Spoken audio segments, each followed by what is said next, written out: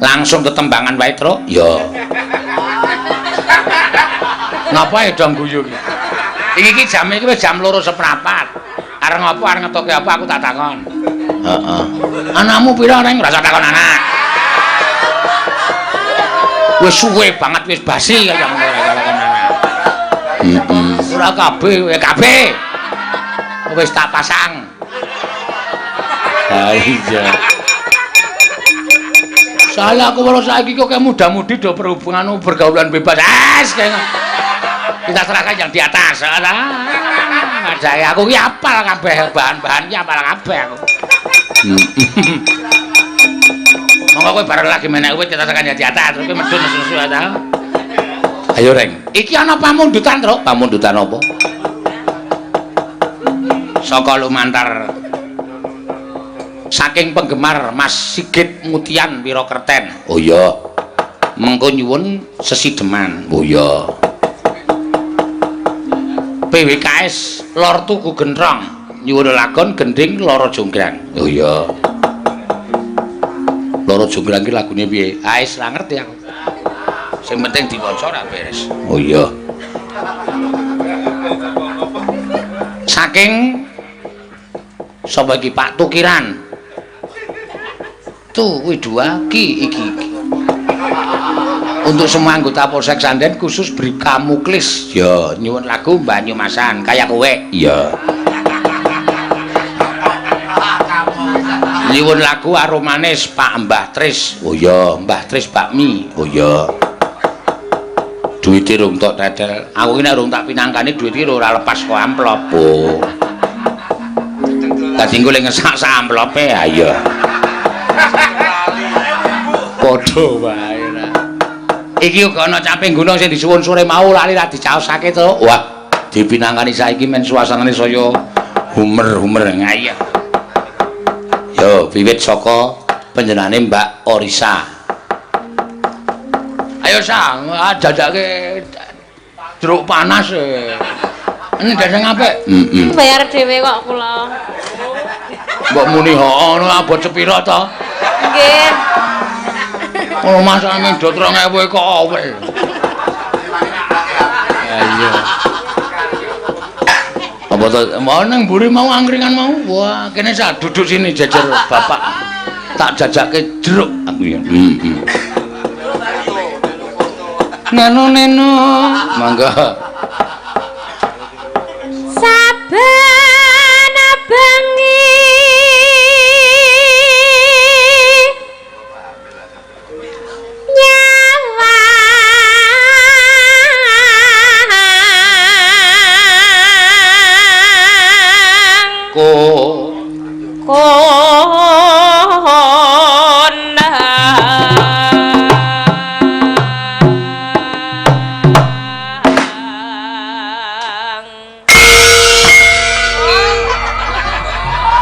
kok pindho gong ndasku mentel ya. Teng-teng bener kuwi aja sing ngungkepi karo kewajibane. Ha iya. Oh kuwi jenenge kok dirasake ora penak. Ming kali sik ngrasake. Heeh. Iya, ape ya kok dijengglengke kepenak tenan. Heeh. Yen memacang jejere. Ayo. Ayo Elisa. Heeh. Yen memacang suarane banter tenan iki. Heeh. Power. Karo janur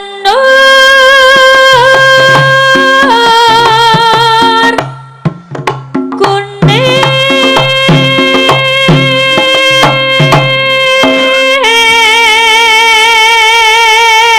Ayo Gong, oke. Kanca-kanca ki iso majleng ki ngenteni aba-abamu. Oh, siap, rasa kuwatir. Aku lagi gagas awakku dhewe. Nyumet tutut nganti loro. Lho. Ora apa-apa. Cecek isih dawa cecek. Padake cah tipis. Ora jelas ora tipis wong rokole ngedumi kok. Gundulmu empuk. Biasane gundulmu atos kok gundulmu empuk. Ben sopan. Iya. Ya jejer. Jejere gundul kok empuk.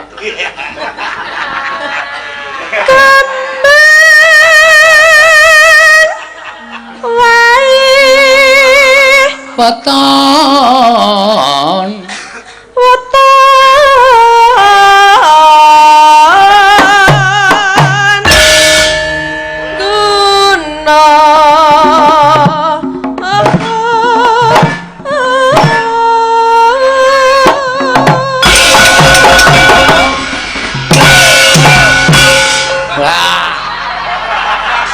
do kemempengan kok ya.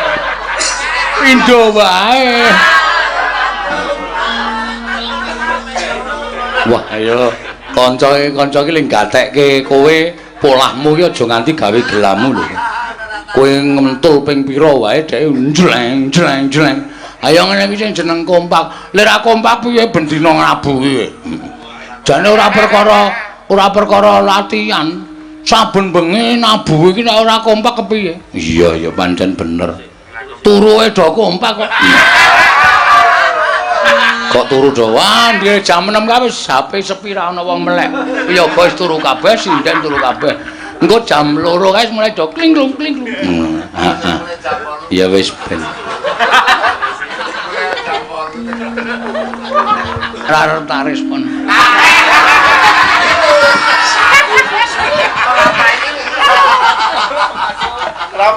Kembang wae. Mangga. Dadi nengke wae rasa dadi. Ora pindah dhewe suwe-suwe.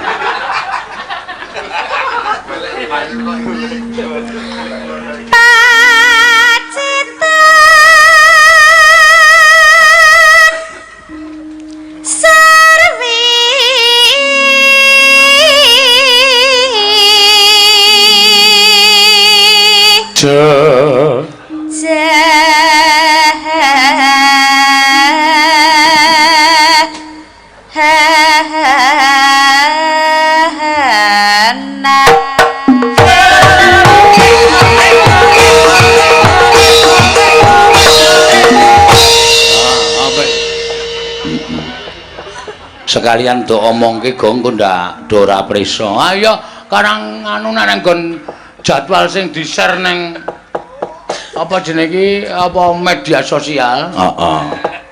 Kuwi tanggal 20 libur terus ning asline Mayang. Oh. Dadakan to. Ning Toyan Kulon Progo ning kulone daleme Suwargi Pak Hadi Sugito sekitar 200 meter ke barat. Oh. Pinggir dalan. Ya pinggir nang tengah dalan ya iso ketemu. Aku iki takone apik-apik wangsulan mesti atos kok. Lah kowe tau merono wong Mayang nang tengah aspal. Monggo dalan utama sasak bis kowe. Ya mesti pinggir. Lah ya aku iki takon genahe kepiye. Wong ya iki diruwayake mbok menawa ana sing kepengin mrisani rono ngluruk rak ya alamate sing jelas. Pinggir dalan. Ayo sapa iki bacute?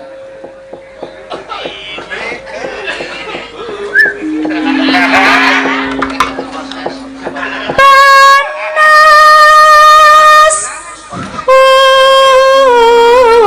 hutan. Adem Pak, adem iki sik nang penanggon penabuh adem ana sing sedakep barang kok. Kuwi iki sedakep ki mergo gagas esuk ki cicil aku kepiye.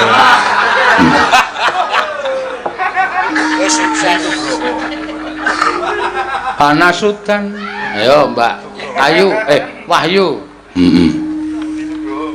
Panas hutan. Aling-aling ah. Aling. Ya, dhek bingung lho. Kowe iki senengane mbebet to. Ameng nembang aling-aling ngene kok dibablaske aling-aling ah. Ape? Kenapa setute, Mas? Hah? Dadel apa piye? Kan mau dudek wae. Yo.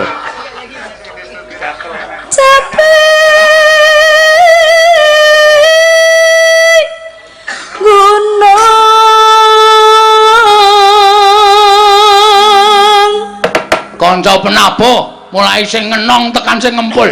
Waduh.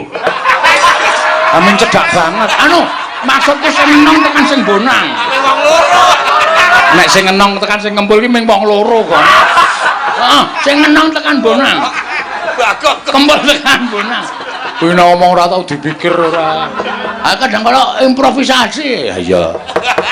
Misowa. Yo, suarane sing cetha dhewe sesuk ta hadiah. Wah iya. Rasa kuwatir, sesuk arep poso tahun ngarep tak hadiah. Suwe men. Mangga. Ayo nggo surprise. Apa? Surprise. Yo, 1, 2, 3, ya. Misowa caping gunung. Terus ke yo lah yo Mas. Ngono. Jiro lu. Iya ayo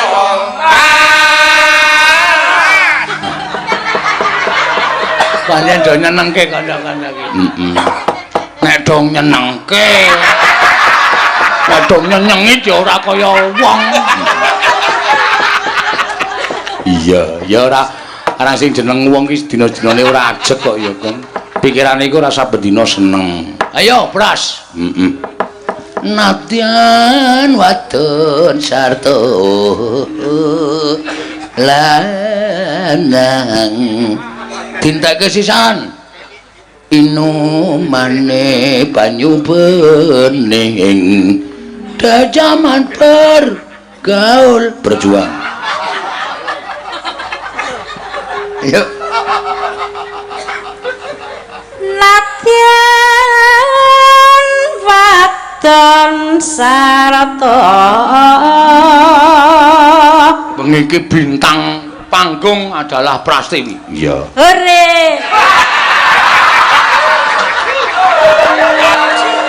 Ayo nyon ngapura. Tak pikir-pikir saya suwi-suwi saya do edan.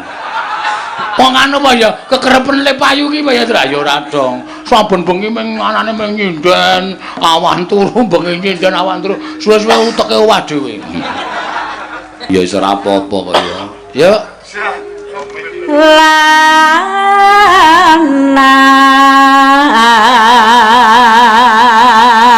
Dinteke Pras. Inu. apane Aku cakepane.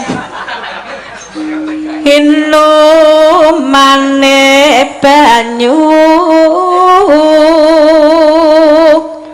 bening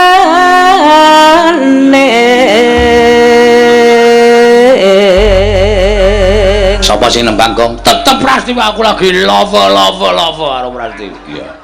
Mangga ya. dek jaman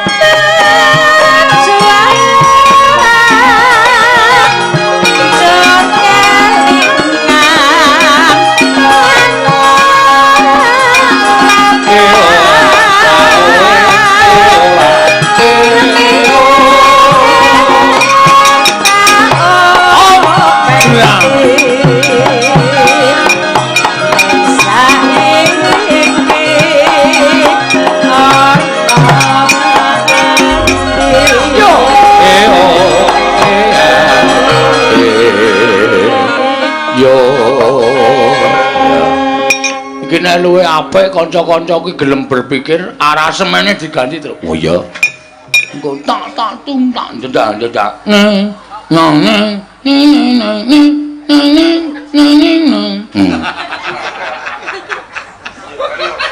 Gong sadar to Le. Aku presana ta, Tru. Ayo ngawur ora. Yo.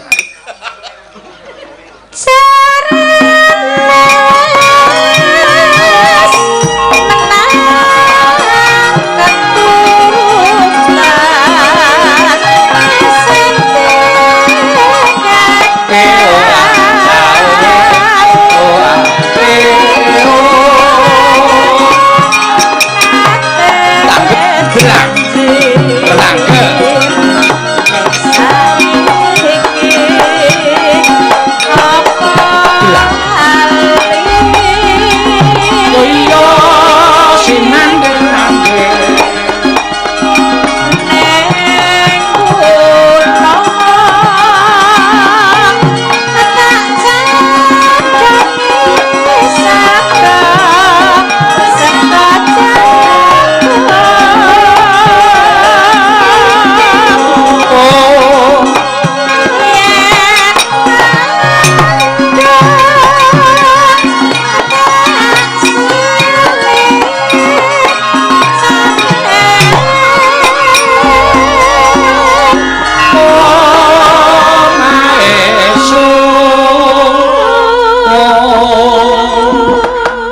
arep rampung langgame Gong. Lebokke ndandut kur ibu-ibu warang ngono. Ya. Sakura desa nyawa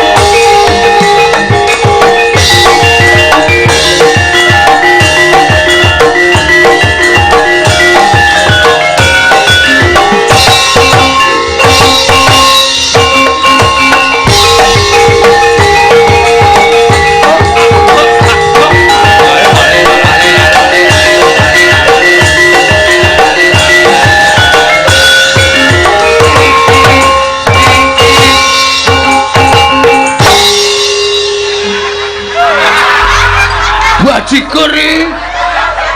Wah, aku sengit natane. Kudune aku mumbul andlok iki majleng ngono. Ha wis entek kok, Gong. Hah? Wis entek. Mliwat meneh. Cah nekat ora. Jan semarak iki, Tru. Iya.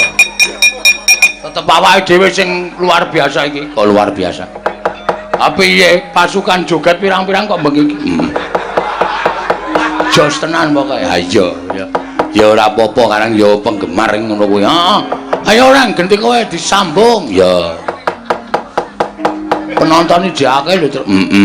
Ayo padha digawe semangat. Ya. Ana sing nyuwun sesideman, Gong. Apik kowe tenan. Sesideman ya. Sing arep nyekar sapa? Tok suwunke sapa? Sing arep nyekar panjenengane Mbak Ori samene wae. Oh iya.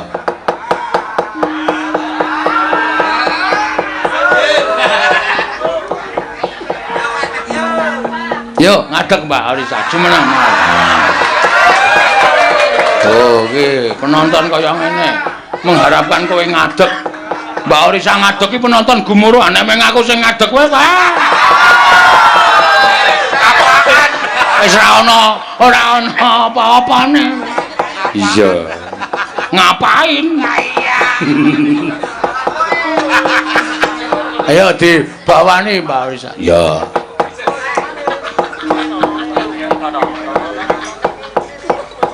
Wiwitane. Woi, Marwata teko. Ayo nek lek Marwata teko. Kok demes? Ha iya. Anderek sang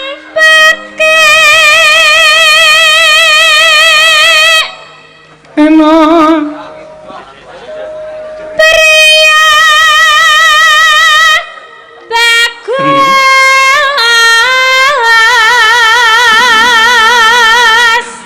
Nek do nulis layang ki ketoke kaya do bener ning jane klenu. Ha piye? Kula Bapak Sukardi saking Bangun Jiwa nyuwun kutut manggung dawah kuda jumplang. Kula caosi prisa nggih Pak, sing leres niku kuda nyungklang. Kuda nyungklang niku kuda jondil.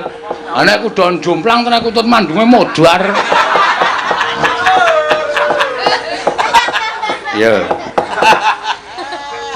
Kang olah budaya. Neno Sowan menyang kutha gedhe.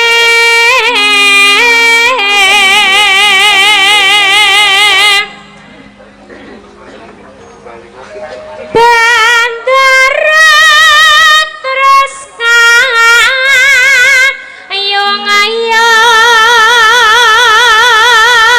Oh nggih, ki ana klarifikasi terus. Apa? Ki Gebyar Haul Eyang Juga yang ke 149 tanggal 5 Juli. Kuwi jane aku kon duet karo Sigit Rembang kono neng Blitar. Oh, kelir loro ning dilalae aku ora iso. Oh, ya muga-muga sing streaming lumantar Blitar kono ora kecelik ya, Gong. Heeh. Aku duet. Oh, aku duet dhewe neng Yojo. Karo Isdarlia.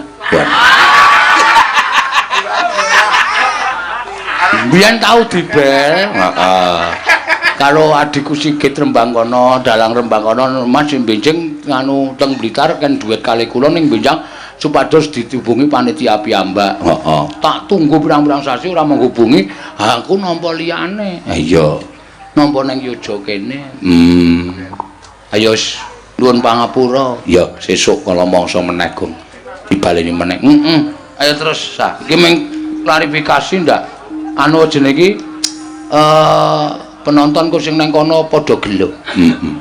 Soale penggemarku nang Blitar iki udakara ana 775.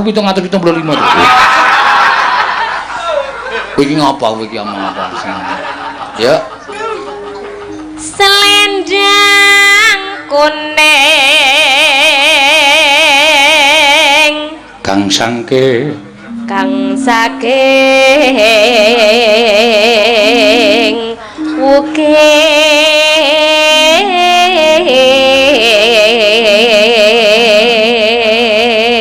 Ya.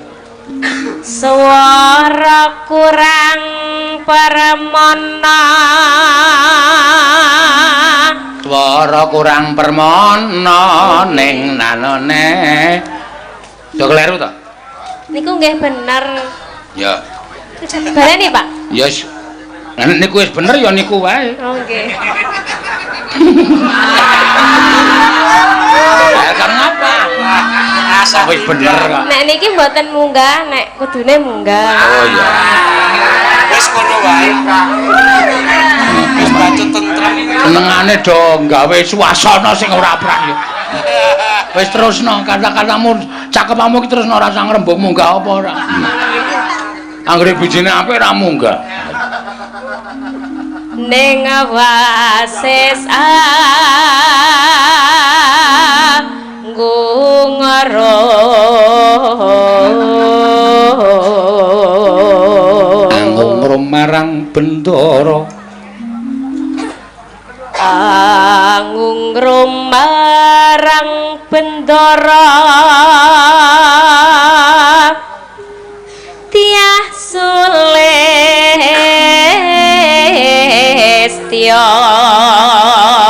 Cakepane apa lho, Tru? Diah Sulistya. Wah, engko nak kok tulisane Ndiase Sulis. Diah Sulistya keprok modar. Dong, ora ngopo-ngopo kok dunake Ndiase Sulis. Ora omahe lho, Mas. Ya. pijar ngincangake alis terus tresno sesideman mlebu gamelan terus tresno sesideman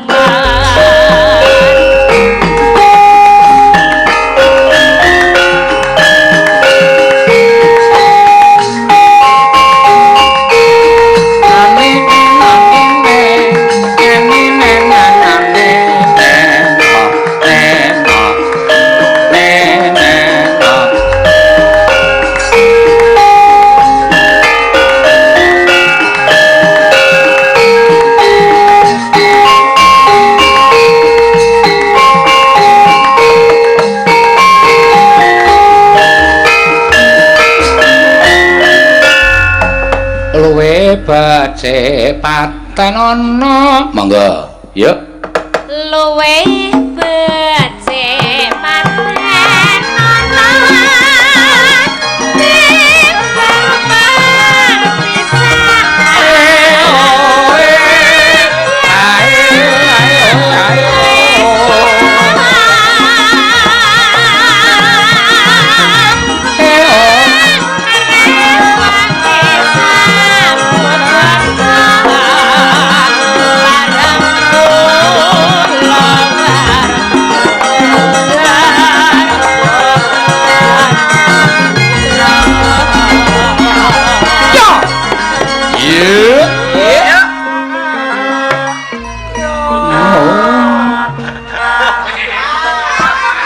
liwat monggo liwat kinsang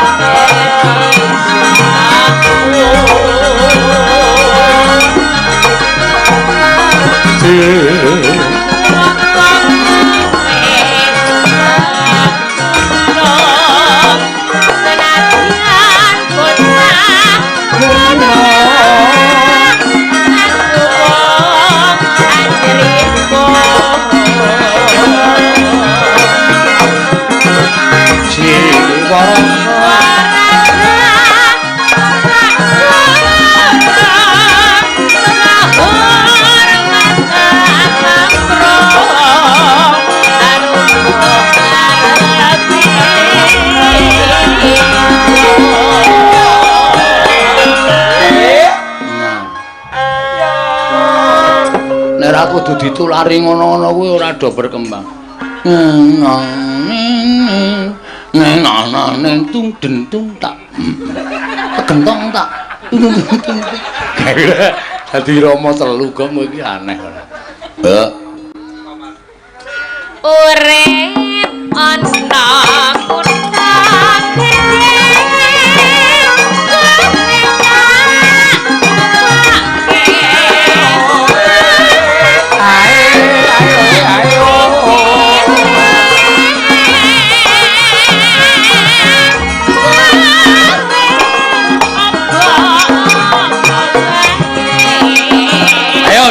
tipis-tipis saja terlalu malam ya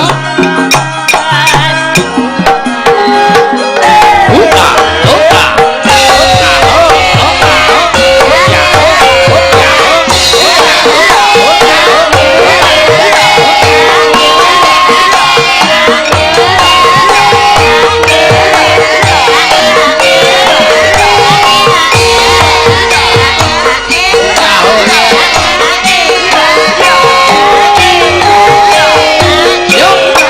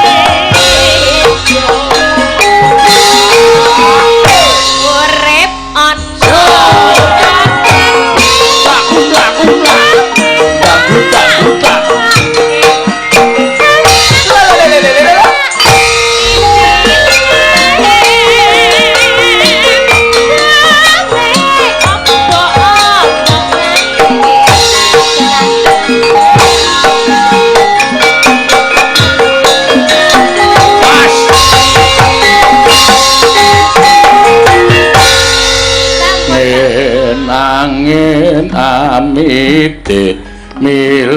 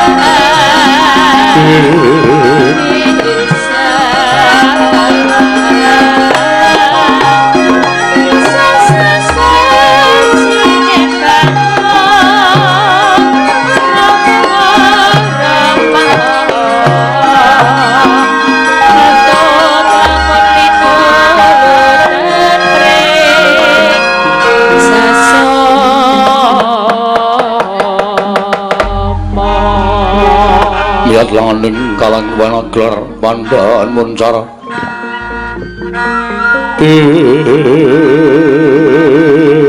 non ler kekonang surem sorotetan padang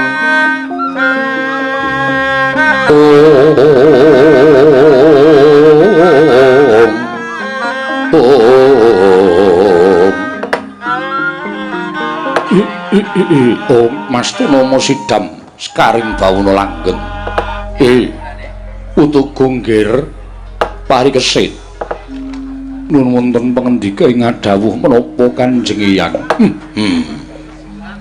lah kok dadi bareng aku sumurup pendak-pendak weruh kelawan pasuryanmu pendak-pendak aku sumurup marang citraning putuku si parikesit urung iso ngilangake lelakon ingkang wis kepungkur duk nalika wong tuamu kapupuh ing Rana Madyalaga ning perang gedhe Bratayuda saben-saben niat kepengin ngudang kelawan putuku ning tinemune malah trenyuh atine wong tuamu aku merga tansah kelingan marang wong tuamu ya kuwi si Abimanyu putuku ing nalika semana kanthi gagah prakosa maju ning pabaratan ijen tanpa ruang nasak barisaning mungsuh wekasan tatu arang keranjang rinanjap dening Kurawa nganti tekan sedane wong tuamu nalika semono ibumu isih nggerbini ya kuwi ngandhut jabang bayi ora liya kowe nggih parikesit nggih Kanjeng Eyang sedaya lampahan sampun ginaris sing pepesten samangke ingkang wayah mbok menawi saged kinarya lirunipun Kanjeng Rama sawarga. Janjanipun sampeyan niku mboten perlu kaya ngoten, Premban. Wis madheg pendhita kudune sing sabar, sing ikhlas. Mboten perlu panjenengan paring pangandikan kaya ngoten sing wis lelakon sing wis kawuri nggih sampun, mboten sadiling-eling melih. Ayo kaya ngono ya, Truk. Kowe isih kelingan ra, Truk? Oh, isih.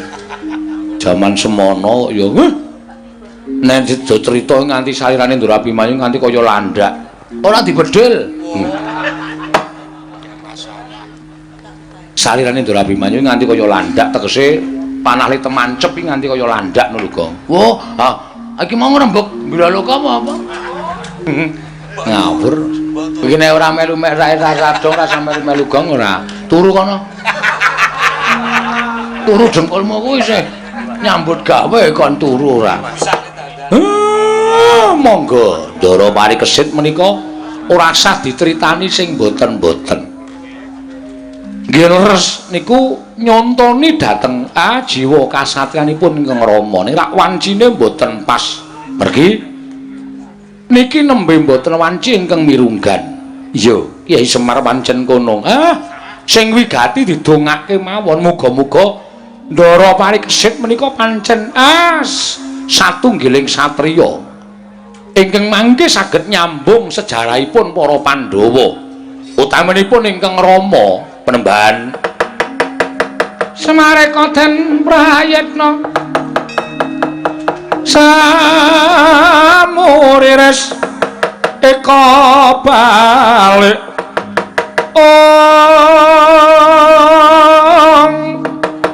titiyani gandayani Trisanya purnama sasi gilar-gilaraning tengah latar milang lintang Bima Sekti tintrem madyaning pertapan Saptawarga Sang Penemban Matswapati nalika semanten lenggah dinadhem ingkang wayan dadak sakoling mangke praptaning nata Ndarawati tu Raden Arjuna karya kagiat kang samya mula kontang ning samudra anglangut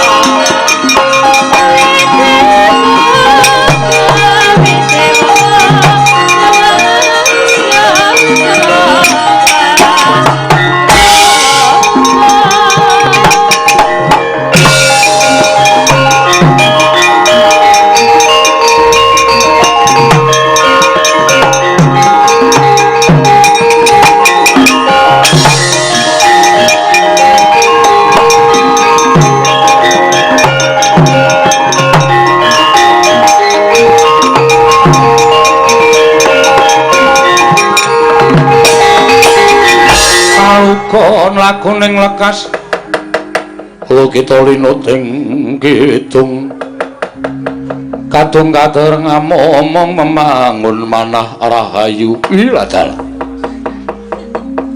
ora pangling kaki Prabu Ndrawati inggih eyang kula ingkang sowan putuku Janaka kasinggihan Kanjeng Hyang kula ingkang Abiyantara gawe kaget tanpa taliwara sengkan-sengkan rawing putu Prabu Ndrawati tanpa pepoyan. Eneng apa nggih? Ih. Malih-malih menapa Kanjeng Hyang? estunipun kula badhe munjatrasa paduka Kanjeng Hyang sowanipun ingkang wayah Ndarawati menika dinuta nalindring Ngastina Prabu Kalimataya inggih ing wayah piyambak. Mugi andadosna ing kawuningan mboten dangu malih. Kyai Prabu Kalimataya badhe lengser ke Prabon. Lho. Kaki Prabu Kalimataya bakal lengser ke Prabon. Inggih. Lah mongko lingukup negara Ngastina rak durung suwe. Saka panguwasaning Kurawa inggih. Namung menika sampun dados sabdanipun nalindra ing Ngastina ingkang boten kenging wola-wali. Samangke ingkang wayah Ndarawati sampun nayogyani lan malah samangke sampun dipun tetepaken sinten ingkang badhe kemanti keprabonipun Prabu Kalimataya. Lho, sapa nggih? Sapa ingkang bakal dadi nalindra negara Ngastina? Nuwun sewu. Sampun dipun tuding dening sangganing para sepuh, mboten wonten ingkang pantes nyambung sejarahing para Pandhawa kejawi amu ingkang wayah pun paripurna inggih paripeksit ya welata.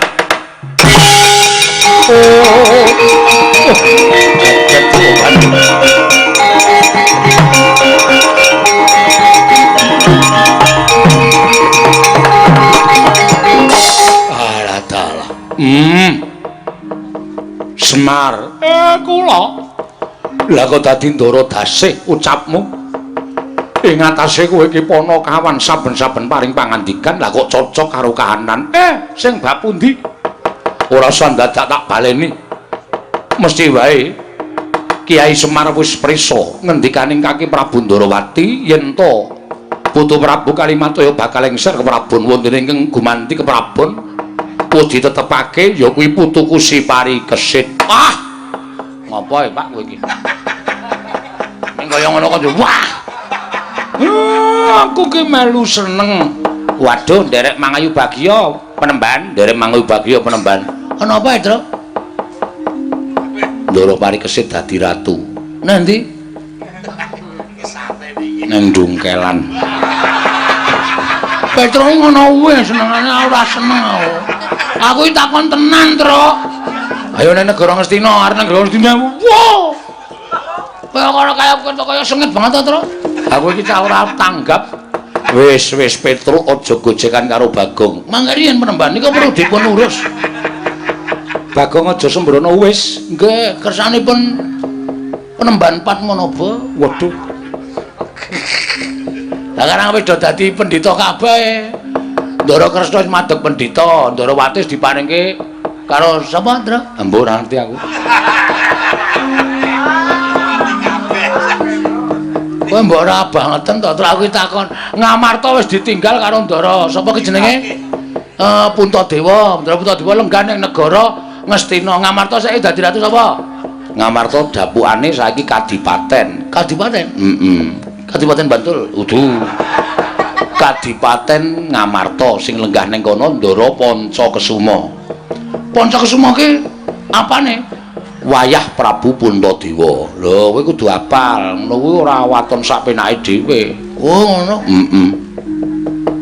Monggo, Ki Lurah Petruk kali Lurah Bagong dipun sekecaken anggenipun paring pangandikan.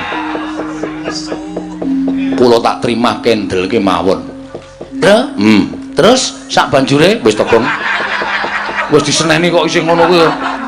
Kae iki nyemoni nglulu karo kowe. Ora mangan kok kon ngulu.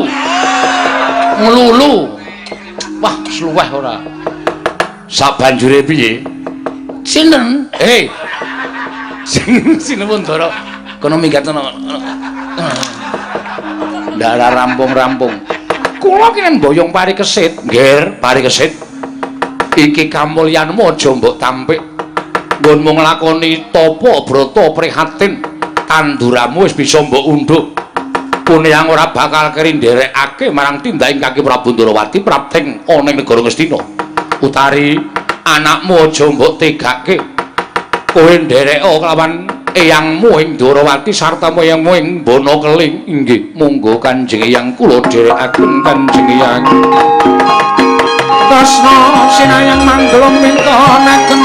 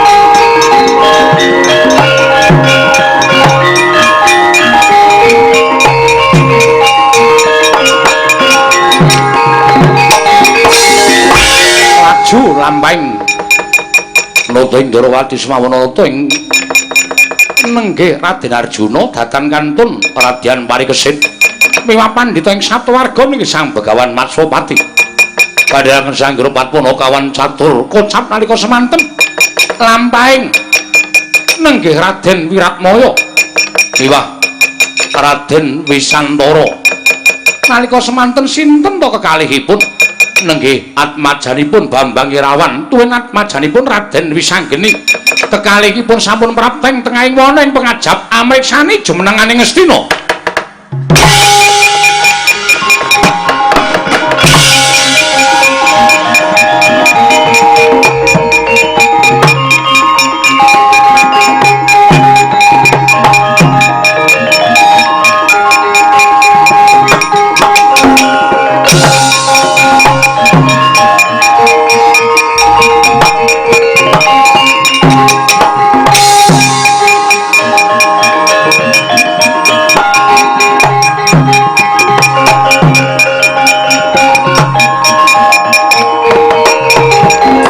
Kunjang Kanjeng langit kelap-kelap paton lirgin sanging risang mawe gandrung Wiratmaka Wisantara eneng apa nalika semono kowe pancen kencan senayan karo aku iya kepengin nonton jumenengan negara Ngastina ya kuwi jumenengane Nalindra Ngastina Prabu Parikesit pancen bener mengkono. Lah terus ngopo kowe dadak mandheg mangu mergo aku mitung kelawan tembunging Kanjeng Ibu. Lho. Ibumu paring dawuh apa? Yen to aku nonton utawa aku ndelok jumenengan ana ing negara Ngastina ora dikeparangake cedhak-cedhak mergo yen to kawanguran mengko mbilaeni. Lho, mbilaene tegese piye? Wisantara ora jeneng golek-golek kowe tak kandhani. Satemene aku kuwi anake Kanjeng Rama Irawan. Mongko Kanjeng Rama Irawan kuwi putraning Raden Janaka. Mongko Raden Janaka kuwi panengahing Pandhawa. Ateges Nalindra Ngastina ingkang bakal jumeneng kuwi isih klebu sedulurku dhewe, mbok menawa kuwi isih klebu kadangku tuwa. Kowe kok sik to, kowe nyemoni aku kowe, ha ta? Kowe nyemoni aku. Sebab apa? Mergo aku ya diweling dening Kanjeng Ibu. Wondene bapakku kuwi Raden Wisanggeni. Wisanggeni kuwi anak Janaka. Mongko Janaka kuwi panengahing Pandhawa. Lah aku ki ya klebu putu Raden Janaka. Kowe sing nyemoni karo aku. Aku putu Janaka. Aku ya kowe lah yen ngono kowe iki dulurku Wisamuka.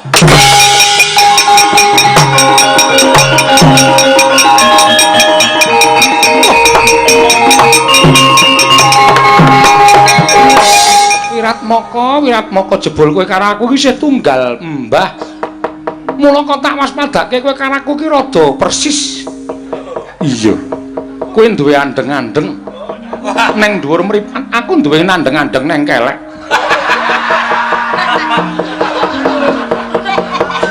Ya aduh sungsate to ya Wisantara. Lah iya Wiratmaka. Lah saiki piye? Yen ngono ayo caket ana ing negara Ngastina. Syukur bagi Sawara kalawan Kanjeng Hyang Janaka. Yen pancen kuwi Kanjeng Hyang Janaka, aku pengin ngaut pepadane. Semono uga aku pengen nyembah karo hyangku.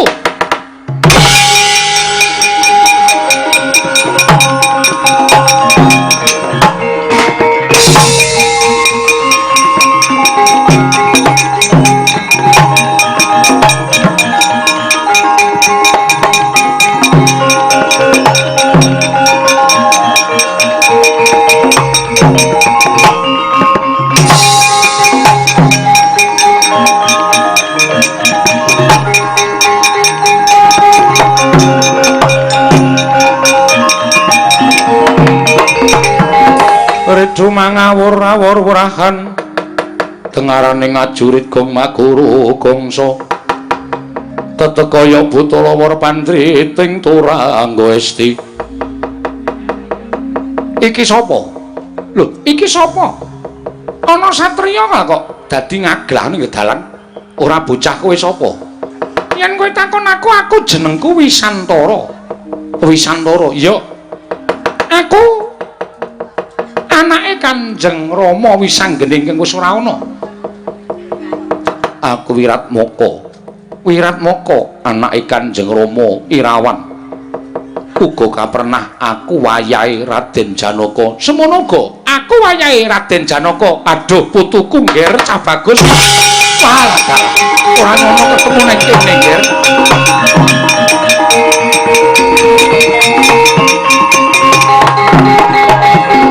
Lho kok sik to? Lah kok dadi kowe terus ngrangkul karo aku?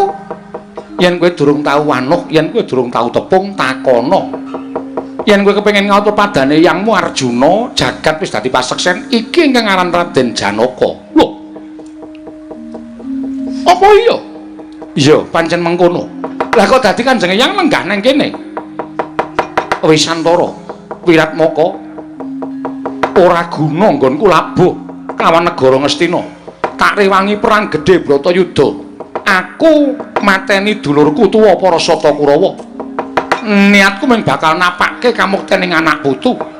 Bareng Koko Prabu Darmakusuma, Koko Prabu Kalimataya lengser ke Prabon, dina samengko sing lenggah dampar, ya kuwi si Parikesit putuku dhewe. Ingkang wis tinuding bakal nyambung sejarahing para Pandhawa. Nanging tinemune lah kok Parikesit malik tinggal. Lho, malik tinggal piye? Ngerti ya Wisantara lan Wiratmaka. Kabeh pepundhene eyang-eyange Pandhawa Kanjeng Koko Prabu Kalimataya Kang Mas Werkudara apa dene adhiku Nekula Sedewa ditundhung saka negara Ngastina. Parikesit nggone lenggah dampar ke Prabu negara Ngastina, adigang adigung adiguna ora nrimake sarta ora matur nuwun marang wong tuwa, ning wong tuwa sing wis ceciklu sikil dienggo sirah, sirah dienggo sikil goleke kamukten putu malah padha ditundhung lunga karo Parikesit. Walah, ora tuwa apa kae.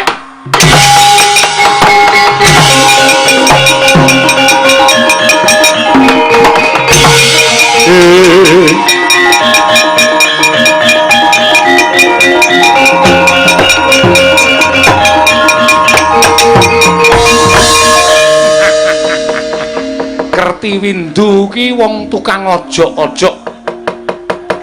Wong tuaku mbiyen seneng nglincipi carang papak mula nurun ning aku. Kowe ora weruh yen tak bentik-bentikke karo gerangamu dhewe.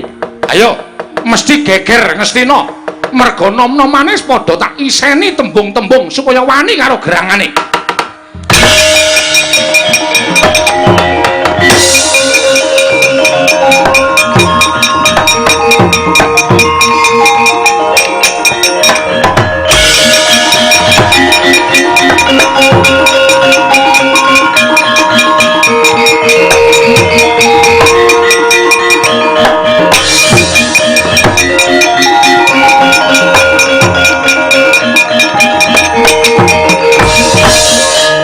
Petro, non?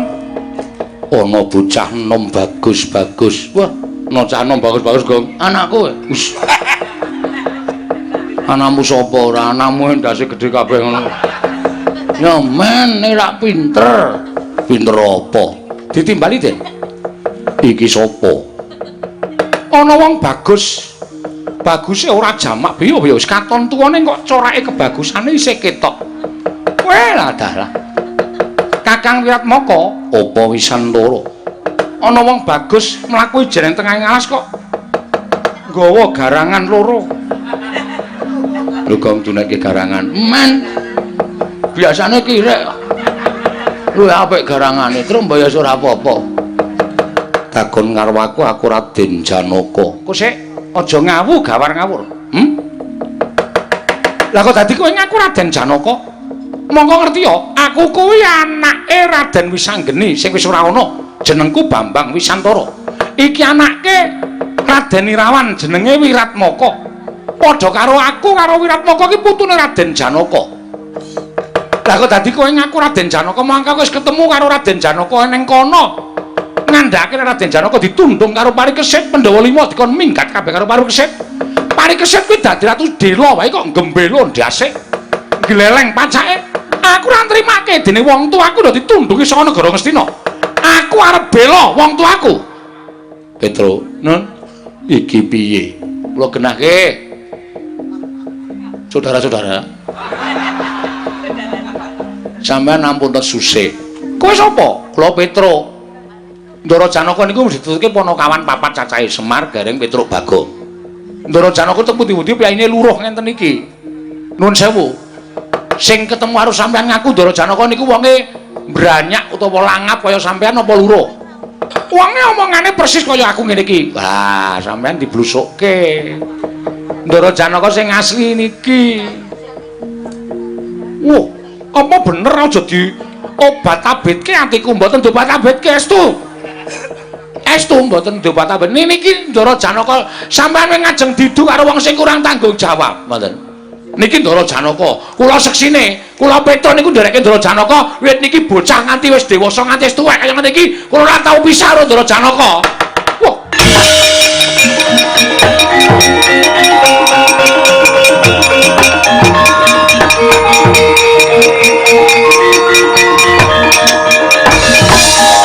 Kanjeng Hyang kula ngaturaken sembah pangabekti kula kunjuk. Putuku Wiratmaka, anak Irawan inggih Kanjeng Hyang. Eyang aku ngaturke bektiku katur ya Eyang. Iya Wisantara anak Wisanggeni. Kae kok kaya bapakne ya, Kang. Ora iso basa. Malang kerik. Metenteng kowe tangane sing metenteng mlebu ngesak kaya didit-didit to. Kowe ngece karo aku, ora percaya aja ditutut nek pancen duwe. Kerto jaluk. Petroke buka wadi senengane. Aku ki ya wis nganggo trek e. Lah trekmu wis kulino konangan kok nganggo trek-trek werna-werna. Aja gampang diblithuk dening wong. Ayo nggir, cah bagus cah loro. Ngetutke kadangmu ingkang bakal jumeneng nata ning negara Ngastina, parikesit durung dadi ratu. Dina samengko isih kairit sowan ning negara Ngastina disuwanke dening wong atu amohe eyangmu. Prabu Kalimataya. Aduh Kanjeng Hyang kula nyuwun pangapunten. Eyang aku njaluk kapura. Iya. Wiratmaka lan Wisantara ora dadi napa.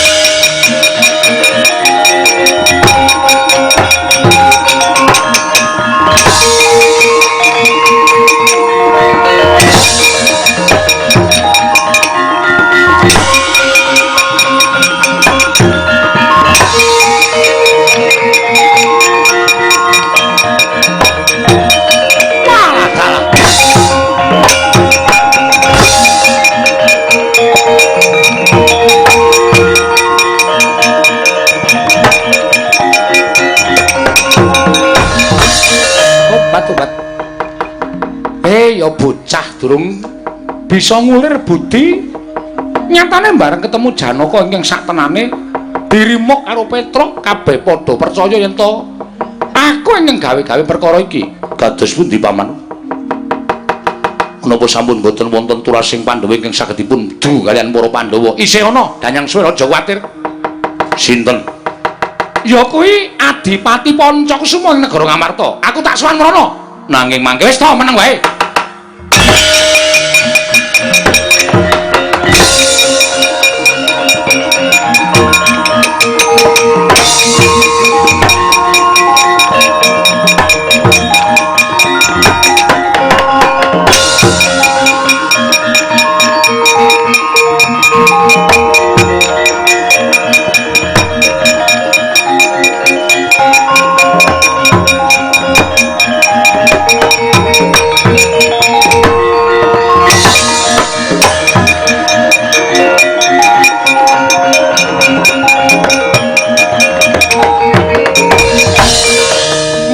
Mubang mangaruna kadinetraning angga rapo sabdaning kiloring kanikara sageter kene donganing konglir wuwu sing pene panca menika sinten yen kowe durung tau tepung karo aku kuwi isih klebu pamanmu dhewe mbok sebut paman ya ora apa-apa nggih aku Kertiwindu. Paman Kertiwindu ya pancen bener mengkono.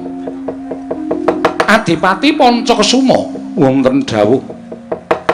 Apa panjenengan wis prisa sarta wis midhangetake yen to dina samengko Ngastina bakal ana pahargyan jumenengan Alendra. Sampun nampi nawala sedahan ingkang sampun kula tampi lan kula kadhawuhan sepados sowan wonten ngersanipun pepundhen kula Kanjeng Eyang-eyang kula para Pandhawa ing Ngastina. Apa Adipati Pancakasuma bakal budal? Mestinipun mekaten jer kula menika tinemu wayah dosa menapa ing badhe kula sandhang. Menawi kula boten ngestu padha dawuhipun tiyang sepuh. Pancakasuma wonten dawuh sareh sawetara. Upama ditelusur kanthi becik sarta ditelusur kanthi bener, tingkah polahe para Pandhawa ingkang mengkono mau mbuktekake lamun Pandhawa kuwi sawijining satra ingkang banci ndemban siladan.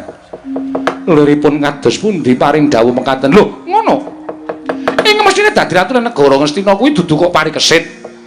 Nanging turasing Sang Prabu Kalimataya. Monggo Sang Prabu Kalimataya kagungan putra kakung ya kuwi Raden Pancawala wis pinuputing Madyalaga, tegese wis ora ana. Lah, kudune ingkang nampa Trimanegara Ngastina kuwi putune Prabu Kalimataya. Ora kok malah anake Janaka. Janaka kuwi sapa?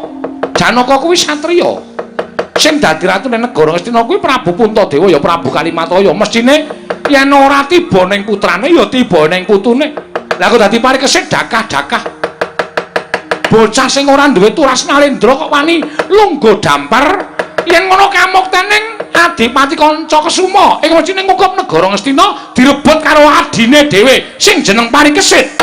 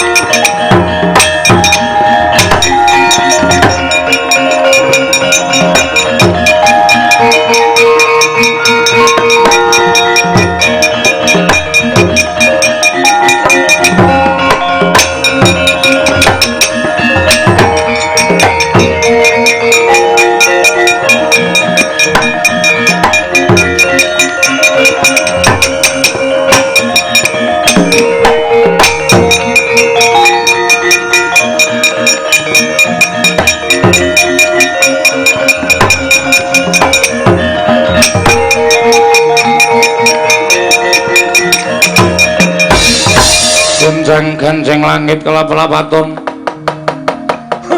lir kincanging risang mawe gandrung Kanjeng Hyang ana dawuh mopo Putra Prabu Kalimataya samangke sampun gumolong ing tekad para Pandhawa anggenipun anekseni ingkang mayah nedya lengser keprabon Hyang dinten sakmangke wayah kula pun parikesit sampun tinuding minangka gumanti keprabonipun ingkang wayah pun Kalimataya mila sumangga anggenipun paduka badhe misuda miwaha dhateng keng wayah Kanjeng Hyang jagat Dewa Bathara ya Putra Prabu Kalimataya ento pancen kaya mengkono pun Hyang ingkang bakal misesa kelawan kahanane putuku si Parikesit wonten dawuh Kanjeng Hyang aja kuwatir ngendikaning para sepuh eyang-eyangmu ya mung Eyangmu Curiganata ing Grojogan Sewu ingkang bakal tansah ngulatake sarta mangku nggon mengasta bawat peperintah negara ing Ngastina. Inggih Kanjeng Hyang. Ora usah pun Hyang bakal nuturi ingkang akeh-akeh. Samengko lumadining wektu sira bakal tinuturan dening Eyangmu ing Grojogan Sewu. Inggih. Waton apa ingkang dingendikake dening Eyangmu ya kuwi Begawan Curiganata. Sira putu kudu tansah manut sarta mbangun miturut nuninggih ngestaken dawuh paduka Kanjeng Hyang Saptawarga mula wektu dina iki tak sengkake ngaluhur sira gumanti kepraboning nata ing Astina Prabu Kalimataya ndak biyawarake mring sagung nalendra kang padha lenggah lan kabeh para kadang putra wayah Pandhawa muga aneksenana Ngastina linenggan Nalindra ya kuwi Prabu Parikesit ya Prabu Paripurna.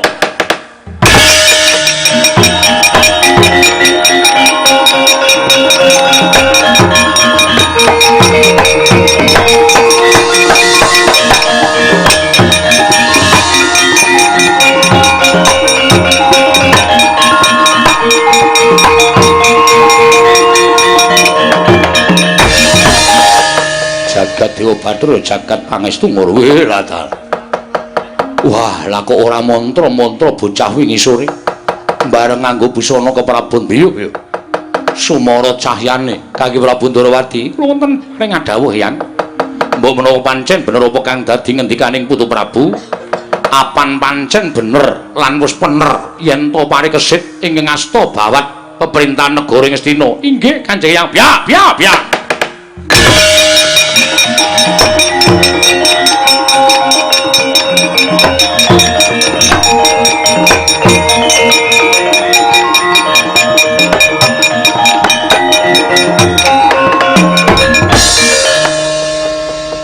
Pono kawan Petruk eneng apa? Suwan tanpa tinimbalan. Matur sinuwun Prabu Paripurna inggih sinuwun Prabu Parikesit. Ya Petruk eneng apa?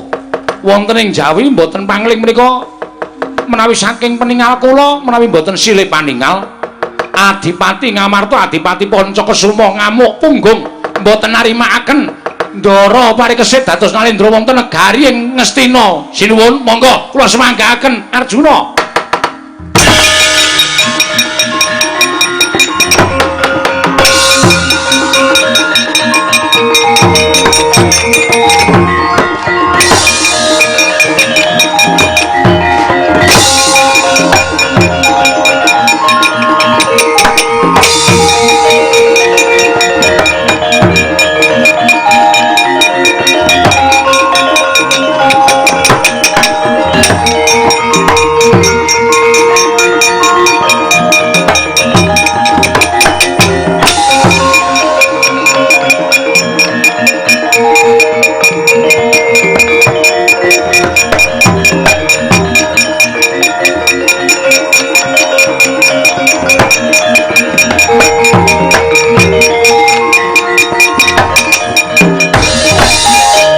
Suramarta Jayamarta imbang yen padha-padha Kanjeng Hyang Janaka ora usah dadak nutup-nutupi iki wis rineka daya dening panjenengan teka sampeyan muktekke kawan turasing Madukara nanging nyengsarake marang turas Ngamarta ing mestine dadi ratu ning negara Ngastina kuwi dudu kok Parikesit nanging Pancakasuma jeraku wayah Prabu Kalimataya.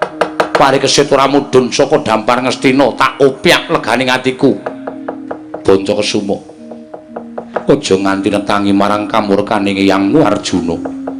Nggir. Ayo remo. Mesthi ana ingkang adul-adul perkara iki. Ora usah ndadakaken gunem tanpa guna. Ayo kena Parikesit lungguh dampar Ngastina lamun wis pecah sirahe Pancakasuma. Aja netangi kamurkane Janaka yen nganti kumlawe tangane Hyangmu Madukara ya Hyangmu mbono kelik tiba ning mestakamu ora gladran kutah Ludiraja dundang Hyangmu mbono keling yen perlu buktekno Raden Janaka bocah dikandhani Arjuna.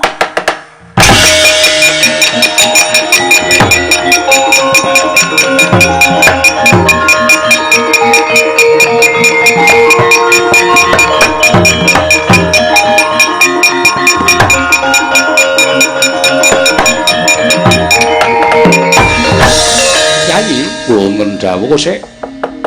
Aja mbok tangani Pancakasuma mengko mundhak ora prayoga. Merga mubal babaling kanepsaning Pancakasuma iki saka pangeranipun Kakang kok ora kaya karepe dhewe. Pancakasuma wonten dawuh Kanjeng Hyang. Ayo mara prasaja. Kawane Hyang Ndarawati. Sapa ingkang ngubu-ubuki perkara iki? Lan sapa ingkang gawe malik paningaling Adipati Ngamarta? Sekawit kula nampi dhateng rawuhipun Kanjeng Paman Kertiwindu samangke lajeng tumunten nuturi dhateng kula sareng kula petang-petang jebul menika nyatanipun leres Mila kula nyuwun kamukten negaring Astina kosek to. Aja ngawu gawar ngawur.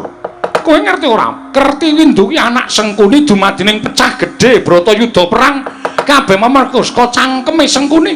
Apa kowe gelem didu karo wong tuamu dhewe Pancakasuma? Petungan to?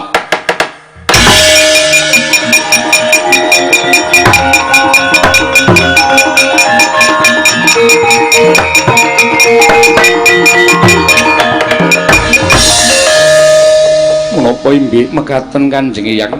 Mula ta mula nek ora ngerti kuwi takono aja nganti kowe gampang didu karo sanak kadang mitra kawruhmu dhewe. Kanan wis tentrem kaya ngene meso ae. Isih bakal ngobak-obak banyu bening. Ya kuwi turasing Sengkuni Pancakasuma wonten dawuh. Nyawijaya lan para eyang-eyangmu sartane para kadang-kadangmu wayah Pandhawa. Kertiwindu sak kancane mengko aku yang bakal purba masisa. Kula sumanggaken paduka Hyang Dwarawati.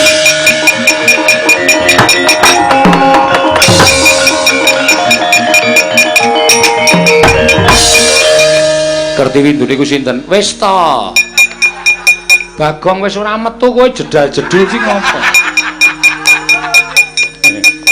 Amin takon niku. Kuwi anak Sengkuni Petro. Wo setan iki. Temu di wonge.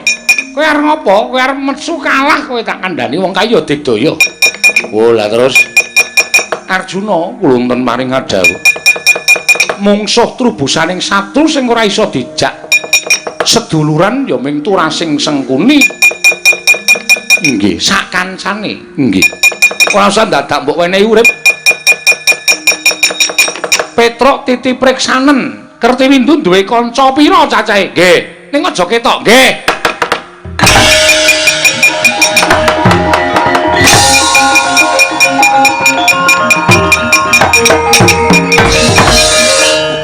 Kok cepet banget?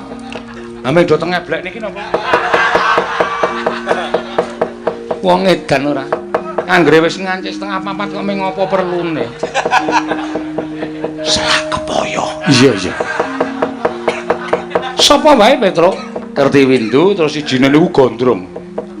Gondrong? Bindeng ora? Mboten. Mboten. Gondrong. Terus sing siji Gagah Pideksa. Kula pun ngrungokke ngendikane sing do teng gleni-gleni wau. Jarine Kertiwindune nyeluk sing nom Gondrong niku Dahnyang Swela. Loh. Dahnyang Swela nggih. Kowe ngerti ora sapa kuwi? Mboten. Kuwi anak Asatama. Oh, putune Durna. Iya, Petruk. Wah, setan ngerti tak jangkah. Ha terus sing sijine Gagah kuwi putu Dursasana, anak Dursala jenenge Dursabala. Kowe mlayu Arjuna wonten maring adhawu. Danyang Swela kae tibanana jemparing inggih ngestaken dawuh. Petruk matura kaya Prabu Curiganata, nggih. Turase Sengkuni jek urip mengko rak nesu. Oh, siap. Werkudara kon mateni Dursabala, putune Dursasana. Engko rak wis rampung kabeh. Oh, nggih. Siap mawon.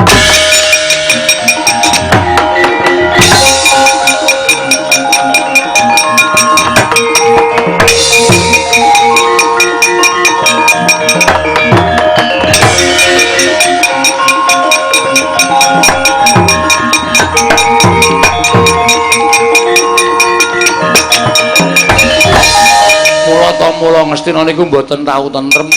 Mula Ngastina niku mboten tau iso ayem, iso jenjem. Merga jebul turase wong tumbak cucukan, turase provokator. Niku ya melu dadi provokator. Sapa itu? Piye? Sapa? Aja seru-seru. Niku menggema ora kok. Sapa sing dadi turasing? Sing tukang ngincipi jalan papak. Anak Sengkuni jenenge Kertiwindu niya sing ngedu para buaya wayah Pandhawa. Blas tanat nanti menungsane teng mriku aja kadepan. Bar kowe.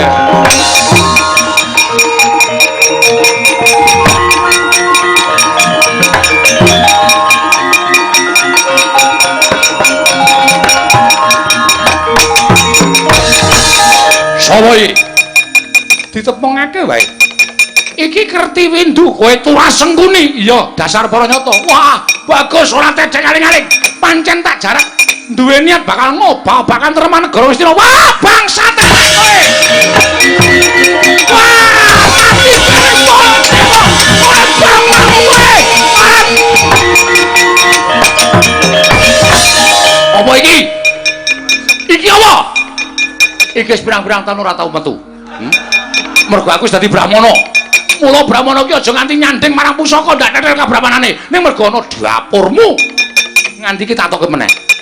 Iki nenggala andani mapan ning epek-epek. Nek aku nesu nenggala ki metu dhewe. Kowe tukang adu kono adu kene. Kowe tukang gawe geger. Ora pantes urip nang negara Ngastina. Ora pantes kowe diwenehi urip. Sengkake nyawamu kowe. Kowe nusula bapakmu ono ning neraka dadi tiping neraka jahanam. Setan.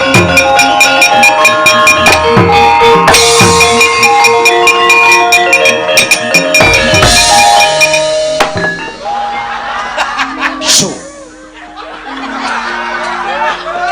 Mangkel. Nyunyuk nenggala duase. Wah, moduar kowe gedhe lereh-lereh kaya ngono. Wah, geber.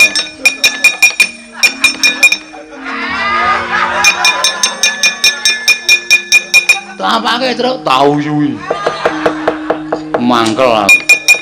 Gus Dara Janaka. Iya, Petruk.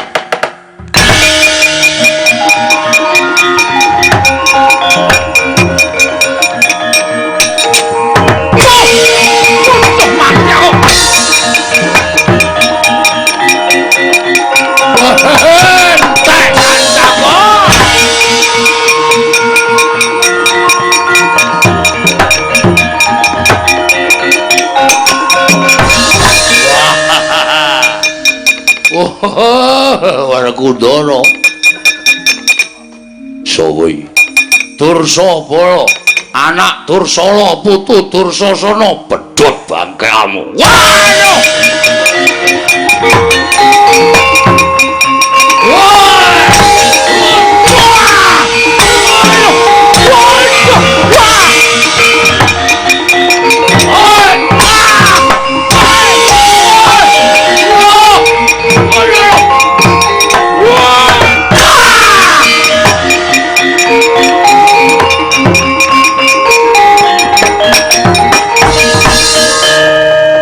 Biar tuwekan yo gleleng ya. Mbuh. Lali aku. Ora basa barang. Mula nesu terus mbuh ngono. Wah, cis candak cek ndase jebleske lemah. Pruk. Cah. Iya, Pedro. Nggih. Wah, wis katon padang. Niki bolame.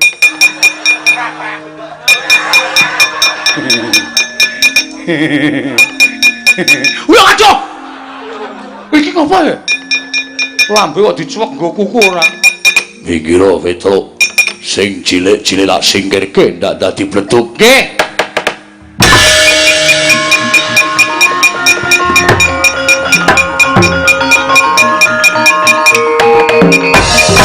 Arsa madangi jagat mungup-mungup paneng gunung-gunung.